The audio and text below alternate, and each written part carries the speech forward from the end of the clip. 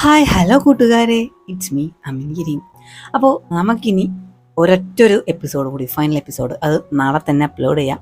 അപ്പോൾ എന്തായാലും നമ്മുടെ ഈ ഒരു വീഡിയോ കണ്ടിട്ട് നിങ്ങളുടെ അഭിപ്രായങ്ങളൊക്കെ കമൻറ്റ് ബോക്സിൽ രേഖപ്പെടുത്തുക. അതുപോലെ തന്നെ ചാനൽ ആരെങ്കിലും സബ്സ്ക്രൈബ് ചെയ്യാത്തവരുണ്ടെങ്കിൽ ഒന്ന് സബ്സ്ക്രൈബ് ചെയ്യുക.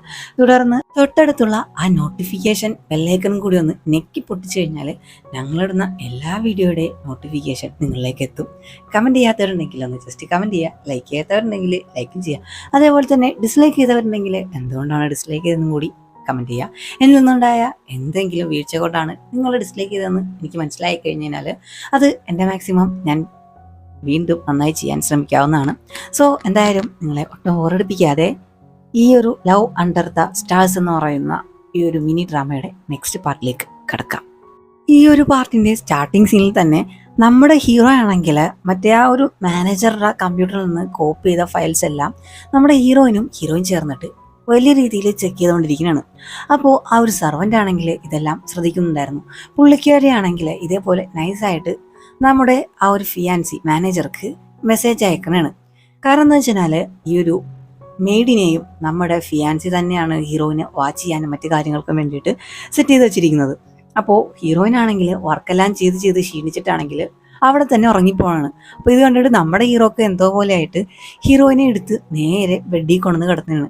കിടത്തിയിട്ട് പോകാൻ നേരം ഹീറോയിനാണെങ്കിൽ ഹീറോയുടെ ഇങ്ങനെ മേത്തേറി പിടിച്ചിട്ട് എന്നെ വിട്ട് പോവല്ലേ എന്ന് പറഞ്ഞാണ്. അപ്പോൾ ഇങ്ങനെ കണ്ടിട്ട് ഹീറോക്കാണെങ്കിൽ എന്തോ ഒരു ഫീൽ ഉണ്ടാവാനാണ്. ആ ഒരു ഫീലിൻ്റെ പുറത്ത് ഹീറോയിനെ കിസ് ചെയ്യാനായിട്ട് വരുമ്പോൾ ഹീറോയിനാണെങ്കിൽ അമ്മ എന്ന് പറയണതാണ്. അപ്പോൾ ഇതും കൂടി കേട്ടിട്ട് ഹീറോക്കും എന്തോ പോലെ ആവണേണ്. എന്നിരുന്നാലും നമ്മുടെ ഹീറോക്കാണെങ്കിൽ ഇതൊന്നും മൈൻഡ് ചെയ്യാൻ സാധിക്കത്തില്ല. കാരണം നമ്മുടെ ഹീറോ ഇങ്ങോട്ടേക്ക് വന്നിരിക്കുന്നത് ഹീറോയുടെ അച്ഛൻ മരിച്ചിട്ടുണ്ടല്ലോ. സോ അതൊരു കൊലപാതകമാണ്, അതിൻ്റെ പിന്നിലെ ദുരൂഹതയും അത് ആരാണ് ചെയ്തതെന്നെല്ലാം കണ്ടുപിടിക്കാനായിട്ടാണല്ലോ നമ്മുടെ ഹീറോ വന്നേക്കുന്നത്. സോ അതുകൊണ്ട് തന്നെ ഇത് വിട്ടു കഴിഞ്ഞാൽ വേറെ ചാൻസ് ഇനി കിട്ടത്തില്ല എന്ന് പറഞ്ഞിട്ട് ഹീറോയിൻ ഉറങ്ങിക്കിടക്കുന്ന ടൈമിൽ വന്നിട്ട് അവിടേക്ക് ഇങ്ങനെ തപ്പണാണ്. അപ്പോഴാണ് ഇതേപോലെ ഡ്രോയറിൽ നിന്ന് ഒരു ഫോട്ടോ കിട്ടുന്നത്. ആ ഫോട്ടോയിലാണെങ്കിൽ ഹീറോയിൻ്റെ അച്ഛനും ഹീറോയുടെ അച്ഛനും ഉണ്ട്, പക്ഷെ മൂന്നാമതൊരു വ്യക്തി കൂടി ഉണ്ട്, പക്ഷെ അത് കീറിക്കളഞ്ഞേക്കുവാണ്. അതിൻ്റെ ബാക്കിലാണെങ്കിൽ ഇതേപോലെ എനിക്ക് അവനോട് ഒരിക്കലും മാപ്പ് കൊടുക്കാൻ സാധിക്കത്തില്ല, നിന്റെ മരണത്തിൻ്റെ പിന്നിൽ അവനുണ്ട്, എന്തായാലും നീ പേടിക്കണ്ട, ഒരു നാൾ സത്യം പുറത്ത് വന്നിരിക്കുന്നൊക്കെ എഴുതിയിട്ടുണ്ട്. സോ ഇതെല്ലാം വായിച്ചിട്ട് നമ്മുടെ ഹീറോക്കും മനസ്സിലാവണയാണ് ആ ഒരു മൂന്നാമത്തെ വ്യക്തിയാണ് ഹീറോയുടെ അച്ഛൻ്റെ മരണത്തിന് കാരണമെന്ന്. പിറ്റേ ദിവസമാണെങ്കിൽ നമ്മുടെ ഹീറോയിനാണെങ്കിൽ ഹീറോയിൻ്റെ അച്ഛൻ്റെ അടുത്ത് ഇതേപോലെ തെരുവ് കാണിച്ചിട്ട് ഇതേപോലെ നമ്മുടെ ആ ഒരു ഫിയാൻസിയും മാനേജർ ഇവർ കുറച്ച് ഓഫീസിലെ ആളുകളെല്ലാം ചേർന്നിട്ട് ഇതേപോലെ നമ്മുടെ കമ്പനിയുടെ പേരിൽ ഫേക്ക് പ്രൊഡക്റ്റ് ഉണ്ടാക്കിയിട്ട് വിൽക്കുന്നുണ്ട്. ഇങ്ങനെ ഇനി തുടർന്ന് നടന്നുകൊണ്ട് നിന്ന് കഴിഞ്ഞാൽ നമ്മുടെ കമ്പനി വളരെ നല്ല ഡൗണിലേക്ക് പോയിട്ട് നമ്മളെല്ലാവരും തെരുവിലേക്ക് ഇറങ്ങേണ്ട അവസ്ഥ വരും. അതുകൊണ്ട് ഇതിന് എത്രയും പെട്ടെന്ന് ആക്ഷൻ എടുത്തേ മതിയാവൂന്ന് നമ്മുടെ ഹീറോയിനും ഇതേപോലെ അച്ഛൻ്റെ അടുത്ത് പറയണേ. നമ്മുടെ ഹീറോയിൻ്റെ അച്ഛനും കാര്യത്തിൻ്റെ സീരിയസ്നെസ് ഒക്കെ മനസ്സിലാക്കിയിട്ട് ആ മോളെ, ഞാൻ ഇതിനൊരു തീർപ്പുണ്ടാക്കാം, ഞാൻ ഇപ്പോൾ തന്നെ ബോർഡ് ഓഫ് ഡയറക്ടേഴ്സിനെ ഫുള്ള് വിളിച്ചിട്ട് ഈ ഒരു സത്യങ്ങളെല്ലാം പുറത്തു കൊണ്ടുവന്ന് അവന് വേണ്ട പണിഷ്മെൻ്റ് എല്ലാം കൊടുക്കാമെന്ന് പറഞ്ഞ് ഹീറോയിൻ്റെ അച്ഛനും അവിടെ നിന്ന് എണീറ്റ് പോകണം. പിന്നെ നമ്മുടെ ഹീറോയിൻ്റെ അച്ഛൻ്റെ PA വിളിച്ചിട്ട് ഹീറോയിൻ്റെ അച്ഛനൊരു ആക്സിഡൻറ്റ് നടന്നു എന്നുള്ളൊരു ന്യൂസാണ് പറയുന്നത്. ഇത് കേട്ട് നമ്മുടെ ഹീറോയിൻ ആകെ ഷോക്കായിട്ട് നേരെ ഹോസ്പിറ്റലിലേക്ക് വന്നു കഴിഞ്ഞാൽ അവിടെ ഉള്ളവർ പറയുന്നത് ഇതേപോലെ ഹീറോയിൻ്റെ അച്ഛൻ കോമയിലേക്ക് പോയി, ഇനി എപ്പോൾ തിരിച്ചു വരുമെന്ന് അറിയത്തില്ല എന്നെല്ലാം പറഞ്ഞാണ്. സോ നമ്മുടെ ഹീറോയിനാണെങ്കിൽ വളരെ നല്ല ദേഷ്യത്തിൽ അതേപോലെ തന്നെ സങ്കടത്തിനും പുറത്തേക്ക് തന്നെയാണ് ഇതെല്ലാം ചെയ്തത് ഇതേപോലെ ഫിയാൻസി ആണെന്ന് പറഞ്ഞിട്ടുണ്ട്. പക്ഷേ PA ആണെങ്കിൽ നമ്മുടെ ഹീറോയിനെ ഇങ്ങനെ തടുത്ത് നിർത്തണാണ്. PA ആണെങ്കിൽ മോള് ഒരു കാരണവശാലും എടുത്തു ചാടി ഒരു തീരുമാനവും എടുക്കരുത്, കാരണം നമ്മുടെ ഈ ഒരു കമ്പനി ഇപ്പോൾ പോകുന്ന ഈ ഒരു അപകടകരമായിട്ടുള്ള ഒരു അവസ്ഥ തരണം ചെയ്യണമെങ്കിൽ മോളല്ലെങ്കിൽ മോളുടെ അച്ഛൻ ഇവിടെ ആക്റ്റീവായിട്ട് നിൽക്കണം. സോ ആലോചിച്ചും കണ്ട് തീരുമാനങ്ങൾ എടുത്താൽ മതി എന്നെല്ലാം പറയുമ്പോൾ ഹീറോയിനും അത് മനസ്സിലാക്കിയിട്ട് ആ അങ്കിൾ, എനിക്ക് മനസ്സിലാവുന്നുണ്ട്, ഞാൻ അവനെതിരെയുള്ള എല്ലാ തെളിവുകളും കൊണ്ടുവരാം, അതുവരെയും അങ്കിൾ എൻ്റെ അച്ഛനെ സുരക്ഷിതമായി നോക്കണം എന്ന് പറഞ്ഞ് ഹീറോയെ വിളിച്ച് ഹീറോയിനാണെങ്കിൽ വീട്ടിലേക്ക് തന്നെയാണ്. വീട്ടിലേക്ക് വന്ന് ഡോർ ഓപ്പൺ ചെയ്ത് കഴിഞ്ഞാൽ അവിടെയാണെങ്കിൽ ആകെ സാധനങ്ങളെല്ലാം അലങ്കോലമായിട്ട് എന്തോ ഒരു സെർച്ച് നടന്നേക്കണ പോലെ മനസ്സിലാവണതാണ്. സോ നമ്മുടെ ഹീറോ ആണെങ്കിൽ അപ്പോൾ പറയണതാണ് വീട്ടിന് അകത്തുള്ള ആരോ ആണ് ഈ സംഭവങ്ങളെല്ലാം ചെയ്തിരിക്കുന്നത്. സത്യം പറഞ്ഞു കഴിഞ്ഞാൽ ഫിയാൻസിയുടെ ആൾക്കാരാണ് ഇതെല്ലാം വന്ന് ചെയ്തേക്കുന്നത്. സോ അപ്പോൾ നമ്മുടെ ഹീറോയിനും പറഞ്ഞാണ് അതെ.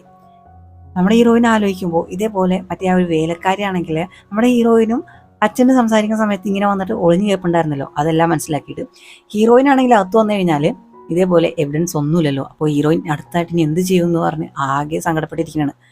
അപ്പോൾ ഹീറോ ഇതേപോലെ ഇങ്ങനെ ഹീറോയിനെ സപ്പോർട്ട് ചെയ്ത് നിൽക്കുന്നുണ്ട്. ഹീറോയിനാണെങ്കിൽ ഇനി ഒരു നിമിഷം പോലും നമ്മളിവിടെ നിന്നുകൂടാ, നീ നിന്റെ തിങ്സൊക്കെ പാക്ക് ചെയ്തോ, നമുക്ക് എത്രയും പെട്ടെന്ന് ഇവിടെ നിന്ന് പോകണം, ഇനി ഞാനും നീയും ഒരുമിച്ചാണ് ജീവിക്കുന്നതെന്നൊക്കെ പറയുമ്പോൾ നമ്മുടെ ഹീറോയുടെ കിളിയൊക്കെ പറഞ്ഞാണ്. നമ്മുടെ ഹീറോ ആണെങ്കിൽ എന്ത് ഒരുമിച്ചോ നമ്മളോ രണ്ടുപേരോ എന്ന് ചോദിക്കുമ്പോൾ ഹീറോയിനാണെങ്കിൽ നീ വിചാരിച്ച പോലെ ലിവിങ് ടുഗദർ ഒന്നും അല്ല, ഇവിടുത്തെ ഈ പ്രശ്നങ്ങളൊന്നും ഒതുങ്ങുന്നവരെ നമ്മൾ രണ്ടുപേരും ഒരുമിച്ച് ഒരു റൂമിൽ ഹോട്ടലിൽ സ്റ്റേ ചെയ്യാമെന്നാണ് ഞാൻ ഉദ്ദേശിച്ചതെന്ന് പറയുമ്പോൾ ഹീറോക്ക് പിന്നെ ഒരു ആപ്പ് കിട്ടുന്നതാണ്. കാരണം ഹോട്ടലിൽ ചെന്ന് കഴിഞ്ഞാൽ എന്തായാലും ID പ്രൂഫ് കാണിക്കേണ്ടി വരും. സോ ID പ്രൂഫ് കാണിച്ചു കഴിഞ്ഞാൽ നമ്മുടെ ഹീറോ ഫേക്കായിട്ടുള്ള ഒരു രീതിയിലാണല്ലോ വന്നേക്കുന്നത്. അപ്പോൾ ഹീറോനെ അത് കണ്ടുപിടിക്കുമെന്ന് മനസ്സിലാക്കിയിട്ട് ഹീറോ ആണെങ്കിൽ ഇതേപോലെ മാഡം നമ്മൾ അങ്ങനെ ചെയ്യരുത്, അങ്ങനെ ചെയ്തു കഴിഞ്ഞാൽ നമ്മളിപ്പോൾ ഒരു റൂമിലാണ് താമസിച്ചെങ്കിൽ ഭാവിയിൽ നമുക്ക് രണ്ടുപേർക്കും കല്യാണം പോലും നടക്കില്ല. അതുമാത്രമല്ലാതെ നമ്മൾ വലിയൊരു റൂമറിൽ പെടും. എല്ലാവരും ഇടക്കിടക്കിടക്ക് റൂമർ പറഞ്ഞ് നമ്മുടെ ലൈഫ് തന്നെ ഇല്ലാതാക്കുന്നെല്ലാം പറഞ്ഞ് ശേഷം നമ്മുടെ ഹീറോ ആണെങ്കിൽ നമുക്ക് എൻ്റെ വീട്ടിൽ പോകാം, അതാകുമ്പോൾ സേഫ് ആണെന്നെല്ലാം പറയുമ്പോൾ ഹീറോയിനും അത് മനസ്സിലാക്കിയിട്ട് നേരെ ഹീറോടൊപ്പം വീട്ടിലേക്ക് തന്നെയാണ്. വീട്ടിലേക്ക് വന്നു കഴിയുമ്പോൾ ഹീറോ ആണെങ്കിൽ ഹീറോയിൻ്റെ കഴുത്തിലെ ആ ഒരു മാല ശ്രദ്ധിക്കുന്നതാണ്. ഈ ഒരു മാല തന്നെയായിരിക്കും ഹീറോയുടെ അച്ഛനും ഹീറോക്ക് കൊടുത്തിട്ടുണ്ടാവുക. സോ അറിഞ്ഞിട്ടും അറിയാത്തതുപോലെ ഹീറോയിൻ്റെ അടുത്ത് ചോദിക്കുന്നതാണ്, മാഡം ഈ ഒരു ഡിസൈൻ എവിടെ നിന്നാണ് ചെയ്തതെന്നെല്ലാം ചോദിക്കുമ്പോൾ ഹീറോയിനാണെങ്കിൽ ഇത് എൻ്റെ അച്ഛനും അച്ഛൻ്റെ ബെസ്റ്റ് ഫ്രണ്ടും കൂടി ചേർന്നിട്ടാണ് ചെയ്തത്. എൻ്റെ അച്ഛന് എൻ്റെ ആ ഒരു അച്ഛൻ്റെ ബെസ്റ്റ് ഫ്രണ്ടിനോട് ഭയങ്കര സ്നേഹമെന്നെല്ലാം പറഞ്ഞാണ്. ശേഷം നമ്മുടെ ഹീറോ ആണെങ്കിൽ ഇപ്പോൾ ബെസ്റ്റ് ഫ്രണ്ട് എവിടെയെന്ന് ചോദിക്കുമ്പോൾ അദ്ദേഹം ഒരു 10 വർഷത്തിന് മുന്നേ മരിച്ചുപോയി. എന്നിരുന്നാലും എൻ്റെ അച്ഛനാണെങ്കിൽ അദ്ദേഹത്തിൻ്റെ ബെസ്റ്റ് ഫ്രണ്ട് മരിച്ചുപോയ കാര്യം ഏറ്റെടുക്കാൻ പറ്റത്തില്ല. സോ അതുകൊണ്ട് തന്നെ ഞങ്ങളുടെ അവിടെയാണെങ്കിൽ അദ്ദേഹത്തിൻ്റെ തിങ്സ് ഫുള്ളുണ്ടായിരുന്നു. അതാണെങ്കിൽ ആരെ കൊണ്ടും തൊടിക്കത്തുമില്ല. ഞങ്ങളുടെ ഓഫീസ് ഇതേപോലെ ഷിഫ്റ്റ് ചെയ്തപ്പോഴും ഒരു റൂമിൽ സെപ്പറേറ്റ് ഇതേപോലെ അദ്ദേഹത്തിൻ്റെ തിങ്സ് ഫുള്ള് വെച്ച് എൻ്റെ അച്ഛനാണെങ്കിൽ അതവിടെ സൂക്ഷിക്കുമായിരുന്നു. അതുമാത്രമല്ല വർഷാവർഷം അദ്ദേഹത്തിൻ്റെ ഓർമ്മ ദിവസം വരുമ്പോൾ എൻ്റെ അച്ഛനാണെങ്കിൽ ആ റൂമിലായിരിക്കും അന്ന് ഫുള്ളെന്നെല്ലാം ഹീറോയിനും പറഞ്ഞാണ്. അപ്പോൾ ഇത് കേട്ടിട്ട് നമ്മുടെ ഹീറോക്കാണെങ്കിൽ ഇവരെല്ലാം കുറ്റക്കാരെന്ന് മരണത്തിന് പിന്നിലെന്നും നമ്മുടെ ഹീറോക്ക് മനസ്സിലാവുന്നതാണ്. അപ്പോൾ നമ്മുടെ ഹീറോ ആണെങ്കിൽ എങ്ങനെയാണ് അദ്ദേഹം മരിച്ചതെന്ന് ചോദിക്കുമ്പോൾ അത് 10 വർഷങ്ങൾക്ക് മുന്നേ നടന്നൊരു സംഭവമാണ്. ഇതേപോലെ ഞങ്ങളുടെ കമ്പനി കടമൊക്കെ വന്ന് കീറി മുടിഞ്ഞപ്പോൾ അദ്ദേഹം അതിൻ്റെ പ്രഷർ താങ്ങാൻ വയ്യാതെ ടെറസിൽ നിന്ന് ആത്മഹത്യ ചെയ്തെന്നാണ് എൻ്റെ അച്ഛൻ എന്നോട് പറഞ്ഞതെന്ന് ഹീറോയിനാണെങ്കിൽ ഹീറോയുടെ അടുത്ത് പറയണേ. നമ്മുടെ ഈ ഒരു ഹീറോക്കാണെങ്കിൽ ഈ പറഞ്ഞൊരു കാര്യം മാത്രം അക്സെപ്റ്റ് ചെയ്യാൻ പറ്റുന്നില്ല. കാരണം തൻ്റെ അച്ഛൻ അങ്ങനെ ഒരു പേടിത്തോണ്ടനല്ല, ഭയങ്കര ധൈര്യപൂർവ്വത്തോടെ എന്ത് കാര്യവും നേരിടുന്ന ഒരു വ്യക്തിയാണ്. സോ അത് മാത്രം ഹീറോക്കാണെങ്കിൽ അക്സെപ്റ്റ് ചെയ്യാൻ പറ്റുന്നില്ല. ശേഷം നമ്മുടെ ഹീറോ ആണെങ്കിൽ എങ്ങനെയെങ്കിലും അച്ഛൻ്റെ ഈ ഒരു മരണത്തിന് പിന്നിലുള്ള മർമ്മമെല്ലാം കണ്ടുപിടിച്ച് അതിനെതിരെ എന്തായാലും പോരാടണമെന്നെല്ലാം ഹീറോ ഇങ്ങനെ പറഞ്ഞുകൊണ്ടിരിക്കുമ്പോൾ ഹീറോയിൻ്റെ അടുത്ത് നമ്മുടെ ഹീറോ പറഞ്ഞാണ്, പേടിക്കേണ്ട മാഡം, നിങ്ങളെ ഞാൻ രക്ഷിക്കുമെന്ന് പറയുമ്പോൾ ഹീറോയിനാണെങ്കിൽ തമാശയ്ക്ക് അയ്യോ നീ എന്നെന്താ ലവ് ചെയ്യുവാണോ അതിനെ രക്ഷിക്കാന്നെല്ലാം പറയുമ്പോൾ ഹീറോ ആണെങ്കിലോ ഞാനോ നിങ്ങളെയോ എൻ്റെ റേഞ്ച് തന്നെ വേറെയാ. അപ്പോൾ ഇത് കേട്ടിട്ട് ഹീറോയിനാണെങ്കിൽ നീ എന്താ അത്രക്ക് വലിയ സുന്ദരനാണോ, നീ എന്താ അത്ര വലിയ ലെവലാണോ എന്നെല്ലാം പറഞ്ഞ് അങ്ങോട്ടും ഇങ്ങോട്ടും ഇതേപോലെ തമാശക്ക് തല്ലുകൂടി കളിക്കുന്നതാണ്. അവിടെ നിന്ന് സീൻ കിട്ടിയതിനാൽ നമ്മുടെ ഈ ഒരു ഹീറോയിൻ്റെ കമ്പനിയെ വലിയൊരു ഫാഷൻ ഷോയിൽ നിന്ന് ഒരു കാരണവുമില്ലാതെ ഇപ്പോൾ ടെർമിനേറ്റ് ചെയ്തിരിക്കുകയാണ്. സോ അതിൻ്റെ റീസൺ അറിയുന്നതിനായിട്ട് അതിൻ്റെ കോർഡിനേറ്ററുടെ അടുത്തേക്ക് നമ്മുടെ ഹീറോയിൻ ഇപ്പോൾ വന്നേക്കുന്നതാണ്. സോ നമ്മുടെ ഹീറോയിനാണെങ്കിൽ എന്തുകൊണ്ടാണ് ഒരു കാരണവുമില്ലാതെ ഞങ്ങൾ ഈ ഒരു ഫാഷൻ ഷോയിൽ നിന്ന് ടെർമിനേറ്റ് ചെയ്തതെന്ന് ചോദിക്കുമ്പോൾ ഈ പുള്ളി ഓപ്പോസിറ്റ് ആയിട്ടുള്ള നമ്മുടെ ഹീറോയിൻ്റെ ടീമിൻ്റെ ഓപ്പോസിറ്റ് ആയിട്ടുള്ളവരുടെ നിന്ന് പൈസ വാങ്ങിയിട്ടുണ്ടെന്ന് തോന്നുന്നു. അതുകൊണ്ട് തന്നെ കറക്റ്റായിട്ട് നമ്മുടെ ഹീറോയിൻ്റെ ആ ഒരു ചോദ്യങ്ങൾക്കൊന്നും മറുപടി കൊടുക്കണം. നമ്മുടെ ഹീറോയിനും ദേഷ്യം കയറിയിട്ട് അവസരം ചോദിക്കുന്നതാണ് നിങ്ങൾക്ക് എന്താണ് വേണ്ടതെന്ന്. നമ്മുടെ ഈ ഒരു കോർഡിനേറ്റർ ആണെങ്കിൽ എണീറ്റിരുന്നിട്ട് ഞാൻ നിനക്കും നിൻ്റെ കമ്പനിക്കും അവസാനമായിട്ടൊരു ചാൻസ് തരാം, പകരം ഇന്ന് നൈറ്റ് നീ എൻ്റെ ഒപ്പം സ്റ്റേ ചെയ്യണമെന്നെല്ലാം പറഞ്ഞാണ്. ഇതേ സമയം നമ്മുടെ ഹീറോ ആണെങ്കിൽ റൂമിലേക്ക് തന്നെയാണ്. എന്നാൽ റൂമിലാണെങ്കിൽ ഹീറോയിനെ കാണാത്തതുകൊണ്ട് തന്നെ നമ്മുടെ ഹീറോ ആണെങ്കിൽ ഓൾറെഡി ഒരു ബഗ് ഫിക്സ് ചെയ്തായിരുന്നല്ലോ ട്രാക്ക് ചെയ്യണം. മൊബൈലിൽ നോക്കുമ്പോൾ ഹീറോക്ക് മനസ്സിലാവണതാണ് ഹീറോയിൻ എവിടെയാണെന്ന്.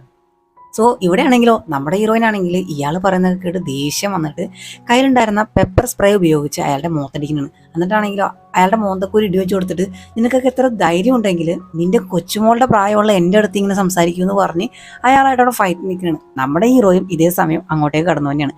ശേഷം നമ്മുടെ ഹീറോയും അയാളെ ഇതേപോലെ ഫൈറ്റ് ചെയ്യാനാണ്. സോ ഇതോട് കൂടിയിട്ട് ഈ ഒരു പാർട്ട് ഞാനിവിടെ എൻഡ് ചെയ്യുകയാണ്. അപ്പോൾ നെക്സ്റ്റ് ഫൈനൽ പാർട്ടായിട്ട് ഞാൻ എത്രയും പെട്ടെന്ന് വരാം. അപ്പോൾ അതുവരേക്കും ബായ്.